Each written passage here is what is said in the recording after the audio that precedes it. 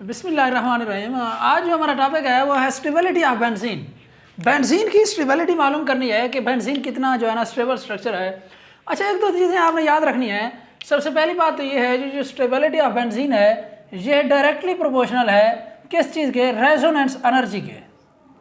ये आपने जहन में चीज़ बिठा लेनी है, रेजोनेंस एनर्जी के। अच्छा, सबसे पहले तो देखते हैं रेजोनेंस एनर्जी होती क्या है जी।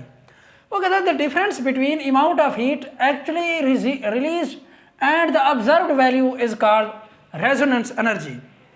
देखें, हमने क्या करना है, हीट ऑफ हाइड्रोजनेशन का नाम सुना होगा। अब सबसे पहले बल्कि heat of hydration first chapter में हमने पढ़ी थी। हीट ऑफ हाइड्रेशन, हीट की वो मिकदार, कम से कम वो मिकदार जब हम 1 मोल वाटर के अंदर कोई भी जो है ना ऐड करते थे चीज़, कोई भी वो सब्सटेंस ऐड करते थे, वो एनर्जी जो रिलीज होती थी उस वक्त उसे हम क्या कहते थे, हीट ऑफ हाइड्रेशन कहते थे। अच्छा, हीट ऑफ हाइड्रेशन और हीट ऑफ हाइड्रोजनेशन डिफरेंट चीज़ है। जब हम 1 मोल हाइड्रोजन ऐड करें किसी भी चीज़ के अंदर, जो एनर्जी रिलीज होती है उसे हम क्या कहते हैं, हीट ऑफ हाइड्रेशन कहते हैं।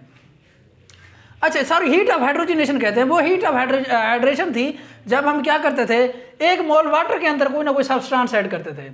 अच्छा, इसका फार्मूला है E resonance is equal to, E का मतलब energy resonance is equal to, या resonance energy is equal to किस चीज़ के इक्वल है, E calculated minus E observed. Calculated का मतलब ये है जो कैलकुलेट हमने की, ये बेसिकली कैलकुलेटेड वैल्यू वो होती है जो हम किसी भी मसावात को देख के करते हैं, और जो ऑब्जर्व्ड वैल्यू होती है ये बेसिकली जो है ना एक्चुअल वैल्यू होती है।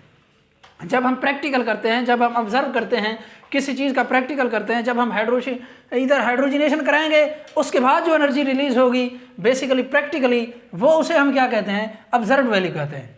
अच्छा, वो सबसे इसके नीचे मैंने लिखा हुआ है resonance energy directly proportional to stability, पहले भी मैंने आपको बताया है। अच्छा, सबसे पहले यहाँ पे वहाँ पे हेडिंग नहीं दी गई, सबसे पहले आपने ये हेडिंग दे देनी है, hydrogenation of cyclohexane, sorry hexene, cyclohexane नहीं है ये, साइक्लोहेक्सीन है, E है। अच्छा जी, इसमें अच्छा सबसे पहली बात तो ये है आपने ये चीज़ लाजमी लिखनी है। ये चीज़ें अगर टाइम ना बच जाए तो लिखने नहीं है, अदरवाइज ये चीज़ें लिखेंगे तो एग्जामिनर को पता चल जाता है कि बच्चे का कंसेप्ट क्लियर है। वो कहते हैं when 1 mole of hydrogen is added to cyclohexene, cyclohexane is formed del H observed. ये हीट ऑब्जर्व्ड है या एनर्जी भी कह सकते हैं, हीट भी एक ही चीज़ होती है। And del H calculated are equal which is -119.5। देखें, मैंने हीट ऑफ हाइड्रोजनेशन के बारे में क्या कहा है, वो कम से कम एनर्जी है जो किसी भी मॉलिक्यूल के अंदर जब हम 1 मोल हाइड्रोजन ऐड करते हैं तो उसे हम क्या कहते हैं, हीट ऑफ हाइड्रेशन कहते हैं, सॉरी हीट ऑफ हाइड्रोजनेशन कहते हैं। बेसिकली वही क्या है, the difference between amount of heat actually released and observed value, उसे हम क्या कह रहे हैं, रेजोनेंस एनर्जी कह रहे हैं, जो किस चीज़ के डायरेक्टली प्रोपोर्शनल है, स्टेबिलिटी ऑफ बेंजीन के डायरेक्टली प्रोपोर्शनल है। अच्छा, वो कहता है जब हमने 1 मोल हाइड्रोजन को ऐड किया साइक्लोहेक्सीन के अंदर, ये बात समझने वाली है यहाँ से, 1 मोल क्या किया हमने, हाइड्रोजन को ऐड किया किसके अंदर, साइक्लोहेक्सीन के अंदर, प्लैटिनम की मौजूदगी में रिएक्शन करवाया जो साइक्लोहेक्सेन बनाता है, तो इसके नतीजे में जो डेल एच कैलकुलेटेड वैल्यू है वो कितनी है, -119.5 किलो जॉल पर मोल। और जो ऑब्जर्व वैल्यू जब हमने प्रैक्टिकल किया तो बिल्कुल वो एग्जैक्टली इक्वल थी किस चीज़ के, वो अब जो कैलकुलेटेड वैल्यू थी उसी चीज़ के इक्वल थी। इसका मतलब क्या है, वो जो डेल एच है ये किस चीज़ के बराबर है, 0 के बराबर है। इसका मतलब ये है कैलकुलेटेड वैल्यू और ऑब्जर्व वैल्यू का डिफरेंस कितना है, 0 के बराबर है। बेसिकली डेल एच क्या है, ये अब यहाँ पे क्या है, इसको मैं रेजोनेंस एनर्जी का नाम देता हूँ जी। ये रेजोनेंस एनर्जी क्या है, रेजोनेंस एनर्जी यहाँ पे 0 है। अच्छा जी, उसके बाद मैं क्या करता हूँ, यहाँ पे 2 बार डबल बॉन्ड लगा देता हूँ। यहाँ पे साइक्लोहेक्सीन बना 1 डबल बॉन्ड था, मैं अब क्या करता हूँ, हाइड्रोजनेशन ऑफ 1,3 साइक्लोहेक्साडाइन, 1 कार्बन के ऊपर भी है, 3 कार्बन के ऊपर भी मैं क्या डबल बॉन्ड लगा दिया, 1,3 साइक्लोहेक्साडाइन बन गई। डाई का मतलब दो इन है, 2 डबल बॉन्ड है तो डाई इन बन गई। 1 और 3 पोजीशन पे है डबल बॉन्ड, 1,3 साइक्लोहेक्साडाइन। अच्छा, अब उधर क्या था, 1 हाइड्रोजन का मोल ऐड किया, यहाँ पे हमने क्या है 2 हाइड्रोजन के मोल ऐड किया। जो ही 2 हाइड्रोजन के मोल ऐड किए उसके नतीजे में हमें जो प्रोडक्ट मिली, उसके नतीजे में ये जो ऑब्जर्व्ड वैल्यू है डेल एच, ये ऑब्जर्व्ड वैल्यू है, और जो कैलकुलेटेड वैल्यू है वो बेसिकली वो है 2 को मल्टीप्लाई करें -119.5 से, वो आते हैं 239 जो है ना किलो जॉल पर मोल। अब ऑब्जर्व्ड वैल्यू क्या है, 231.5 किलो जॉल पर मोल। अब जो इनका डिफरेंस है वो है -7.5 किलो जॉल पर मोल। -7.5 किलो जॉल जो है ना, ये क्या है, बेसिकली रेजोनेंस एनर्जी है। इसका मतलब ये है इसकी रेजोनेंस एनर्जी इससे सबसे कम है, 0 है, इसकी रेजोनेंस एनर्जी इससे ज़्यादा है। अब यहाँ पे जब जाएंगे 3 बार जो है ना मोल ऐड किया हाइड्रोजन के, तो हमारे पास क्या बना, ये सारे के सारे लिख सकते हैं आप लोग। इसके नतीजे में अब क्या बना, डिफरेंस जो आया है, जो रेजोनेंस एनर्जी आई है वो कितनी है, -150.5 किलो जॉल पर मोल। अब देखें ये रेजोनेंस एनर्जी बढ़ती जा रही है, जो जो डबल बॉन्ड बढ़ते जा रहे हैं रेजोनेंस एनर्जी बढ़ती जा रही है। मैंने क्या कहा है, जो स्टेबिलिटी है बेंजीन की वो किस चीज़ के ऊपर डिपेंड करती है, रेजोनेंस एनर्जी के ऊपर डिपेंड करती है। जितनी रेजोनेंस एनर्जी ज़्यादा होगी वो मॉलिक्यूल उतना स्टेबल होगा। अब यहाँ पे 0 थी रेजोनेंस एनर्जी, यहाँ पे -7.5 है, यहाँ पे देखिए -150.5 है। अब आप खुद अंदाज़ा लगा लें ये मॉलिक्यूल कितना स्टेबल हो जाएगा बेंजीन का। तो ये जो है ना, सो रेजोनेंस एनर्जी 150.5 किलो जॉल पर मोल। तो इसका मतलब ये है जो बेंजीन का स्ट्रक्चर है वो हाईली स्टेबल स्ट्रक्चर है। अच्छा, उसने ये ग्राफ ड्रा किया हुआ है, ये ग्राफ आप ड्रा कर टाइम हो तो ड्रा कर लीजिएगा, वरना इसको ज़रूरत नहीं है, यहाँ पे उसका कंसेप्ट क्लियर हो जाता है।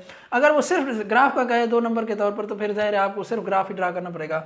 इस साइड पे मैंने पोटेंशियल एनर्जी ली, इस साइड पे साइक्लोहेक्सेन वही जो बनाई है। बेसिकली हम इस डबल बॉन्ड को खत्म करना चाहते हैं, हीट ऑफ हाइड्रेशन जो है ना मालूम करना चाहते हैं, रेजोनेंस एनर्जी मालूम करना चाहते हैं। हमने क्या कहा है, रेजोनेंस एनर्जी के डायरेक्टली प्रोपोर्शनल है, और जो रेजोनेंस एनर्जी है बेसिकली वो हीट ऑफ क्या है, हाइड्रोजनेशन के बराबर है।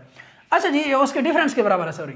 अब देखें, अब एक हाइड्रोजन का जो है ना मोल मैंने क्या किया, ऐड किया साइक्लोहेक्सीन के अंदर, तो जो एनर्जी रिलीज हुई वो कितनी थी, -19.5 किलो जॉल पर मोल थी। जब 2 हाइड्रोजन के वाली मोल ऐड किया, सॉरी, उसके नतीजे में कितनी बनी, उसके नतीजे में जो रेजोनेंस एनर्जी थी वो कितनी थी, सॉरी रेजोनेंस एनर्जी नहीं बल्कि डेल एच ऑब्जर्व्ड, जो एनर्जी रिलीज हुई, हीट ऑफ हाइड्रोजनेशन है बेसिकली। ये क्या है, हीट ऑफ हाइड्रोजनेशन।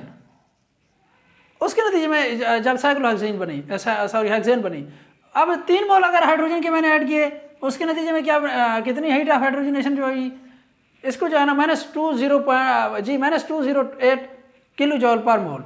अब खुद अंदाजा लगा लें, ये इस साइड पे अब डिफरेंस इसका बढ़ता जा रहा है। यहाँ पे 0 थी रेजोनेंस एनर्जी, यहाँ पे रेजोनेंस एनर्जी कितनी है, 7.5 किलो जॉल पर मोल है। यहाँ पे जो रेजोनेंस एनर्जी है 150.5 किलो जॉल पर मोल है। जो जो एनर्जी रेजोनेंस एनर्जी बढ़ती जाएगी, पहला पॉइंट भी हमारा यही है, वो स्टेबिलिटी क्या होती जाएगी, बढ़ती जाएगी, इंक्रीज होती जाएगी। तो ये चीज़ें, अच्छा उसने बुक वाले ने यहाँ पे कुछ और चीज़ दी है, कैलकुलेटेड वैल्यू दी है। अगर यहाँ पे आप एक चीज़ का ख्याल रखिए, अगर यहाँ पे कैलकुलेटेड वैल्यू आपने लिखनी है तो इस जगह पे भी कैलकुलेटेड वैल्यू लिखेगा, इस जगह पे भी कैलकुलेटेड वैल्यू लिखेगा। हालांकि उसे नहीं करना चाहिए था, टेक्स्ट बुक के अंदर कुछ ऐसा ही है, उसने यहाँ पे कैलकुलेटेड वैल्यू लिखी है, यहाँ पे ऑब्जर्व्ड वैल्यू है, यहाँ पे भी ऑब्जर्व्ड वैल्यू है। अगर सबके ऊपर जो है ना एक ही वैल्यू लिखनी है एनर्जी की, या सबके ऊपर पास जो है ना हीट सॉरी ऑब्जर्व्ड वैल्यू लिखनी है, या यहाँ पे सारी की सारी कैलकुलेटेड वैल्यू लिखनी है, तो इसके नतीजे में आप खुद अंदाजा लगा लें जो हीट ऑफ हाइड्रोजनेशन है वो बढ़ती जा रही है। और जो रेजोनेंस है, resonance energy basically, resonance energy किस चीज़ से के ऊपर डिपेंड करती है, ये ई कैलकुलेटेड माइनस ई ऑब्जर्व्ड, जो एनर्जी कैलकुलेट की हमने और उसके बाद जो एनर्जी ऑब्जर्व हुई प्रैक्टिकल के बाद जब हमने रिएक्शन करवाया, तो उसके डिफरेंस के बराबर है। और जो किस चीज़ के, जो रेजोनेंस एनर्जी है वो किस चीज़ के डायरेक्टली प्रोपोर्शनल स्टेबिलिटी के। यहाँ पे 0 थी रेजोनेंस एनर्जी, यहाँ पे -7.5 थी, और यहाँ पे 150.5 थी। बाकी आप इसको थ्योरी में जो है ना आप अपनी तरफ से जितना मर्जी लिखना चाहें, बढ़ाना चाहें बढ़ा सकते हैं, लेकिन एक चीज़ का ख्याल रखिएगा, ये चीज़ें लाजमी लिखिएगा, थ्योरी बेशक ना लिखना चाहें, नो इशू। इस चीज़ के नंबर हैं, इस चीज़ ये जो है ना वेरी इंपॉर्टेंट चीज़ है, आपको पता होना चाहिए कि रेजोनेंस एनर्जी बढ़ रही है। स्टेबिलिटी आपने शो ही इसी चीज़ से करनी है कि रेजोनेंस एनर्जी बढ़ रही है, जो जो हम जो है ना डबल बॉन्ड क्रिएट होते जा रहे हैं। 1 जो है ना साइक्लोहेक्सीन की कुछ और रेजोनेंस एनर्जी 0 है, 1,3 साइक्लोहेक्साडाई इनकी -7.5 है। जब हमने 3 डबल बॉन्ड लगा दिए तो इतनी उसकी जो है ना सॉरी रेजोनेंस एनर्जी कितनी हो गई, 150.5 किलो जॉल पर मोल हो गई। तो जो जो एनर्जी जो है ना रेजोनेंस एनर्जी बढ़ती जाती है, उसकी जो स्टेबिलिटी है वो बढ़ती जाती है। कल हम इंशाल्लाह आगे बढ़ेंगे, आज के लिए इतना ही।